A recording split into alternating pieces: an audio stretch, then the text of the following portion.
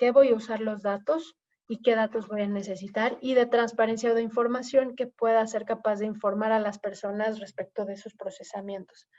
Consentimiento puede ser tácito o implícito, o puede ser expreso o explícito, dependiendo del tipo de dato. Por ejemplo, los datos sensibles requieren consentimiento expreso, casi siempre es por escrito, previo, necesita ser específico, necesita ser sin lugar a dudas, ¿no? Yo estoy dando mi consentimiento específicamente para que uses mi información para esta finalidad. Anonimización, que ya lo platicamos. Y los otros puntos son guías aplicables, ¿no? Por ejemplo, tener políticas aplicables para estos procesos que estoy haciendo, no tener un governance interno de políticas, procedimientos, instrucciones operativas, y hacer análisis de riesgo, que puede ser a nivel de privacidad, se llama privacidad por diseño o por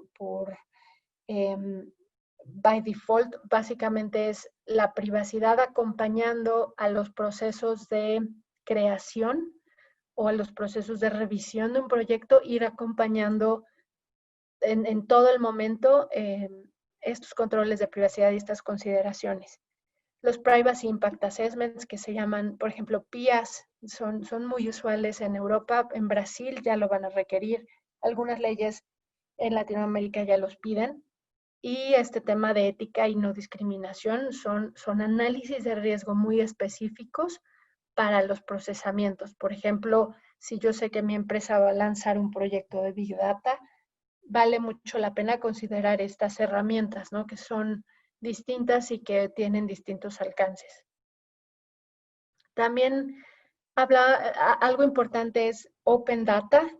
Por ejemplo, y remitiéndome otra vez a COVID-19, Open Data es esto que están haciendo algunas empresas, por ejemplo, Facebook, de abrir sus datos y decir, a ver, aquí estoy encontrando esta información y la estoy abriendo al público en general, la estoy haciendo pública.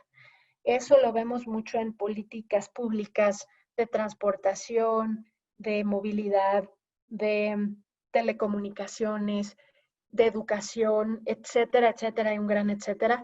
Y entonces ahí tenemos que tener muchísimo cuidado cuando somos la empresa que está abriendo esta data, a que esté absolutamente anonimizada. Y aquí me estoy acordando de un ejemplo que no necesariamente es de Open Data, pero por ejemplo, si alguien de ustedes ha usado una aplicación para andar en bicicleta, esa aplicación en algún momento puso disponible la información de ubicación de sus usuarios. Entonces eso lo que hizo fue poner al descubierto la ubicación y por tanto el dato personal que los ubicaba en un lugar específico, a una hora específica, en un momento específico. Entonces eso se equivale a una vulneración de seguridad que, lejos de tener un beneficio filantrópico, lo que estás haciendo es vulnerar la privacidad de tus usuarios o de tus clientes o de tus ciudadanos, ¿no? Por ejemplo, cuando hablamos de gobierno. Y educación es muy, muy importante porque necesitamos educar tanto a nivel interno de la organización, a educar en relación a la privacidad, a los alcances, a los riesgos, y sobre todo hacia afuera necesitas también educar a la sociedad en general cuando estás, por ejemplo, haciendo estos temas de Open Data, ¿no? Y ser muy claro en tus políticas de privacidad, los alcances del uso de su información. Algo muy, muy importante es, cuando yo hago Big Data, ¿a quién pertenecen los datos? Y esto es importante. Aquí también puede ser un tema legal, un tema de, por ejemplo, los abogados de las empresas, de decir, bueno, yo tengo esta base de datos que voy a usar para Big Data. Y aquí es importante ubicar varias consideraciones. Una es, y eso no, es importante tenerlo, los datos personales siempre van a ser propiedad de la persona. Siempre yo voy a ser dueña de mi nombre, de mi domicilio, de mi identidad digital, en mis redes sociales. esto que les hablaba de la autodeterminación informativa, los derechos ARCO y etcétera, los datos personales siempre van a pertenecer a la persona. Cosa distinta, que está un poquito más abajo, ¿no? Cuando hablamos de bases de datos y de licencias, de un bien intangible, que entonces esa base de datos sí va a ser propiedad de una empresa. Cuando estoy haciendo cómputo en la nube, por ejemplo, son cuestiones contractuales que es muy importante poner muy claramente. Y un ejemplo que tengo aquí es en el sector público, cuando hablamos de expedientes clínicos. Normalmente el expediente clínico, la propiedad de ese artefacto, ese artículo físico va a ser del hospital, pero los datos que están adentro van a ser del paciente. No sé si ahí hay que distinguir muy bien entre la propiedad del dato personal y la propiedad del medio en el cual se está procesando esa información. Y bueno, ¿qué sigue? Ya con estas nociones que quiero compartirles de privacidad, si ustedes al interior de sus organizaciones están teniendo esta necesidad de analizar privacidad, hay varios retos y también muchas ventajas, como lo platicamos al principio. Pero algo muy importante es tener a la vista un gobierno de datos, que normalmente este data governance va a ser una participación conjunta entre varias áreas, entre un responsable de datos, un data steward, que normalmente va a ser alguien de negocios que va a estar viendo la minería de la información, el uso comercial de la información, pero también vas a estar ayudado o apoyado por preferentemente un oficial de privacidad o un abogado, ¿no? A lo mejor un compliance officer. Y entonces este gobierno de datos, también considerando seguridad de la información, va a permitirte hacer el uso de los datos de forma responsable y estratégica, pero también de forma sustentable en el tiempo. Y normalmente este gobierno de datos se define a través de políticas internas, a través de designación de roles y responsabilidades dentro de la organización muy específicos, con contratos, etcétera. Seguridad de la información es muy importante tenerla siempre en vista porque de nada sirve tener un gran procesamiento de Big Data si no la puedo proteger y la dejo vulnerable a terceros. Y en Latinoamérica, México, Colombia, estamos en situaciones que somos blancos de hackers, por ejemplo, de estos temas de ransomware. Siempre en Latinoamérica salimos rankeados muy alto en ataques exitosos, ¿no? En a lo mejor este tema de WannaCry, que ya tiene algunos años, pero que son muy latentes estos ataques o estas vulneraciones, estas intrusiones a nuestros sistemas que pueden poner vulnerable la información. Y en tema de manejo de riesgos, como les platicaba, considerar herramientas internas y externas, privacy impact assessments, políticas, considerar equipos multidisciplinarios, necesitas equipos, algunas veces son comités donde tienes a IT o a la gente de tecnología, la gente no tienes tu CEO, tu CIO, tu Chief Information Officer, tu Chief Security Officer, tu Chief Privacy Officer, y estas figuras al interior o estas áreas que te permiten cubrir todos los flancos y sobre todo un enfoque integral. Y luego, algo muy importante es conseguir top management buy-in, que esto es que esta mentalidad de arriba hacia abajo, ¿no? Que necesitas tener apoyo desde arriba para poder hacer este tema de data governance efectivo y que no se vuelva un tema de limitación del uso de la información, sino que efectivamente privacidad se vea como un driver, ¿no? O como un habilitador de estas tecnologías. Siempre haciendo un balance entre beneficios y riesgos. Y esto es muy importante porque al analizar riesgos al hacer estos análisis, va a ser posible decir, bueno, el nivel de riesgo, y aquí hay metodología muy específica de manejo de riesgos, y no voy a entrar en detalle, pero esa misma metodología se puede aplicar en privacidad para decir, este es mi análisis, estos son mis riesgos residuales, por ejemplo, estas son las medidas de mitigación que yo tomé, porque a lo mejor sí necesito hacer Big Data de datos clínicos, pero ¿qué medidas de control o de seguridad estoy tomando para que ese procesamiento sea seguro y sea sustentable? Ahora sí, para pasar ya a la parte de preguntas. La primera pregunta, tomando el caso de Europa en el trabajo de su legislación sobre los datos, ¿cómo evitar que la regulación se convierta en control o censura excesiva, me imagino?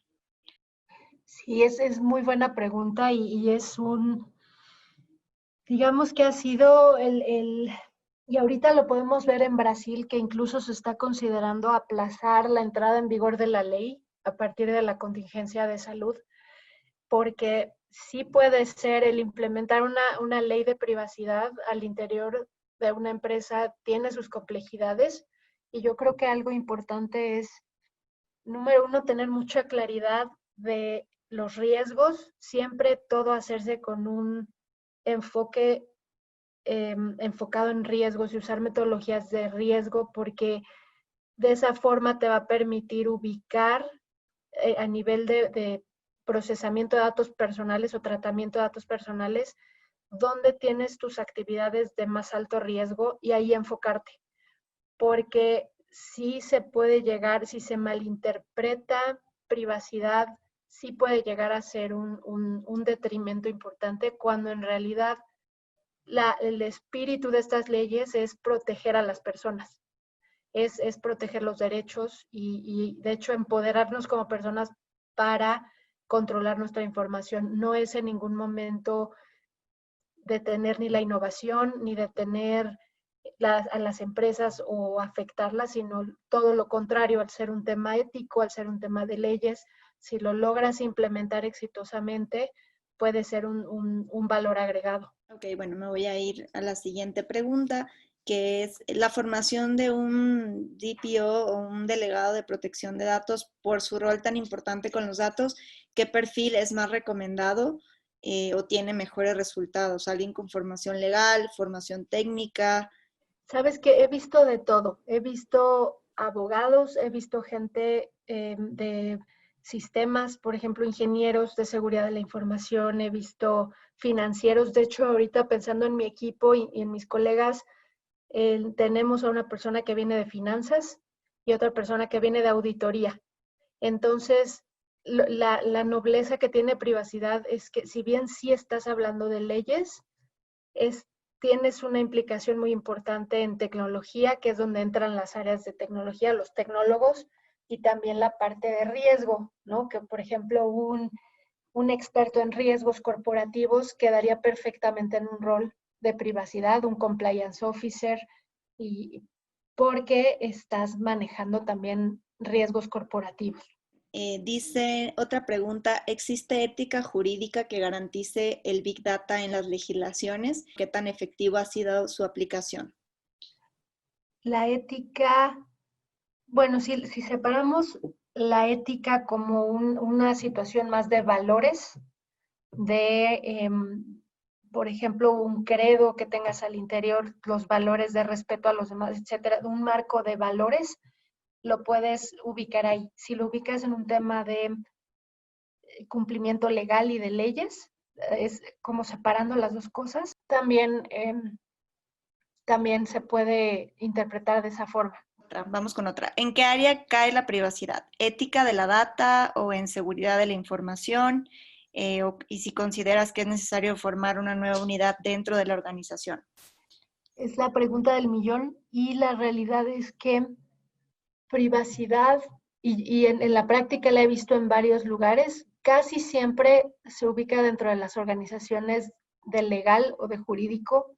También puede estar en el área de compliance, puede estar en el área de riesgo o puede estar en el área de seguridad de la información. Incluso cuando pensamos en grandes empresas tecnológicas, tienen ingenieros de privacidad, que no necesariamente son privacy officers como tal, no están a cargo de ver los temas de legales o de políticas, sino que están a cargo de asegurarse que los sistemas tengan integrado de privacy by design y by default. Entonces, puedes verlo en cualquier área, y lo que se está empezando a ver es que la misma privacidad se empieza a especializar en ciertos roles. Eso cada vez está pasando más. Muy bien. A ver, otra pregunta dice, ¿cómo controlo mi privacidad y la privacidad de mis clientes? ¿Cómo hago esa diferenciación? Ok. A nivel personal, y aquí es donde entra un poco la paradoja, ¿no? Porque en primer lugar necesitamos nosotros ser muy conscientes a quién damos nuestra información. Por ejemplo, cuando bajamos una aplicación móvil, asegurarnos que es una aplicación validada, que tiene una política de privacidad, que tiene, o si estoy en una página de internet, que sea un sitio seguro. Necesitamos, en este contexto tecnológico, ser mucho más responsables de la información que damos y en dónde la damos. Eso es por una parte, ¿no? Y leer las políticas de privacidad, que puede ser un verdadero reto porque normalmente son muy largas, son complejas, pero ahí te van a decir exactamente qué pasa con tu información. Eso es a nivel personal, y a nivel de empresa, considerar, sobre todo si estás en un país con una ley, sí implementar esta ley al interior, considerando las aristas que hemos platicado hoy, ¿no? A nivel de sistemas, a nivel de contratos, de políticas, entrenar a tu personal y un muy largo etcétera. Y tener una política de privacidad, por ejemplo, ¿no? Eso, ahorita, la página que ustedes entren en cualquier lugar del mundo, van a poder encontrar una política de privacidad, que amplia o no amplia o como sea, pero por lo menos va a estar ahí algo que te dice que esa empresa está tomando medidas para cumplir con esas regulaciones. Una última pregunta que dice, ¿cómo evitar que el área de tecnología, que es la que maneja toda la información, no sea juez y parte para evitar fuga de información interna? Qué buena pregunta. Y eso, la mejor forma es asegurándote de tener roles y responsabilidades y procedimientos claros al interior, porque es una noción muy, muy usual y que no necesariamente es cierta, es que sistemas va a ser responsable de todos los datos. Es un poco como decir que el delegado de privacidad es responsable por todos los datos. La realidad es que no es así. Al interior normalmente vas a tener áreas de negocio, por ejemplo, marketing. Esa área de negocio normalmente va a ser responsable o va a ser owner de los sistemas que tienen, de sus procesos. Y cuando estás con sistemas, te están dando un servicio interno. Eres cliente de sistemas, y sistemas te va a ayudar a implementar la plataforma. Por ejemplo, seguridad de la información te va a ayudar a definir los controles de acceso, el nivel de cifrado, y el delegado de privacidad te va a decir a lo mejor en qué momento necesitas pedir consentimiento, tu política de privacidad que tiene que decir, y traer todos los principios que platicamos a la mesa con todos los jugadores. Pero sistemas difícilmente va a ser responsable a nivel de accountability, difícilmente va a ser su rol. Ahí cada área va a ser responsable normalmente de ese procesamiento de esas bases de datos, de esos sistemas. Y para evitar estos conflictos, lo ideal era, como les decía, definir roles y responsabilidades muy específicas en el procesamiento de información. Nos queda mucho más claro un poco la aplicabilidad. Sabemos que no es ni negro ni blanco, sino que hay hay diferentes matices con las que podemos trabajar en temas de privacidad, ¿no? Creo que lo importante es también tener claro hasta dónde cada persona es dueño de su información. Entonces, desde ese sentido, agradecerte muchísimo el espacio. Muchísimas gracias a todos también los que nos acompañaron a la sesión. Esperamos que hayan aprovechado al máximo toda esta información y bueno, que le saquen el máximo provecho y que tratemos de aplicar todo este conocimiento. Entonces, bueno, agradecerles a todos por esta hora de su tiempo, de estar con nosotros, y los invitamos a que se unan a nuestros próximos webinars que tenemos durante toda esta semana. Muchísimas gracias.